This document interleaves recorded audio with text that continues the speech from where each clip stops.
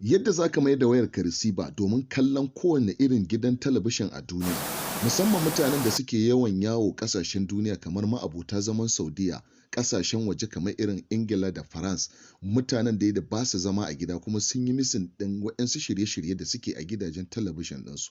Domin an ce kowa ya bar gida, gida ya bar shi, za ka je ka yi karo da wata ƙasar ka ga labaran ma ba irin yarenka ba ne. To amma idan ka biyo mu cikin wannan bidiyon za mu nuna maka yadda za ka kalli kowanne irin gidan talabijin ne a duniya, har ma naka na gida da local television da kuma international television, kai yadda ka ga receiver haka za ka kalla. Idan kuka fara ziyartar Maɗan Isa Web 3, ku yi sharing ɗin bidiyon, ku yi liking domin ƙara mana ƙarfin gwiwa mu shiga cikin aikinmu.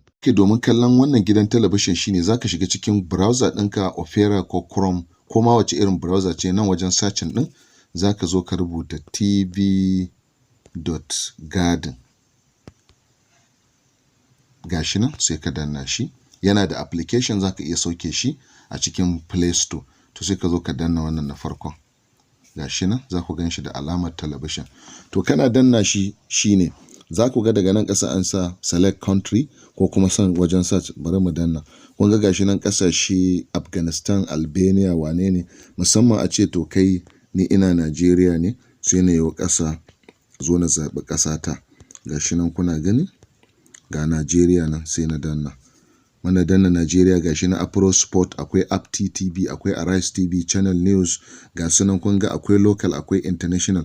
To musamman wanne nake so in gani, ga sunan misali sai na zo in danna wannan channel ɗin saboda shi ne nan kusan in dai labarai ne muka fi samun sa a Najeriya, sai mu danna shi.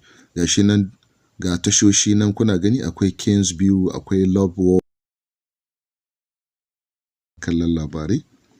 Yawa, ko ina kake a duniya kana iya kallon labaranka, saboda wasu ƙasashen ba za ka samu dama. Gashi nan ga ya buɗe party politics, government sheriffs, gashi nan menene gwamna ne wanda ya yi takara da Atiku Abubakar ya bar jam'iyyar PDP ya koma APC. Za ka ga abin da duniya take ciki da kuma gidanka.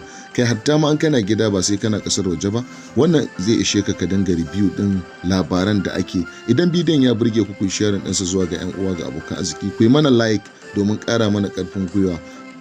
Mun gode.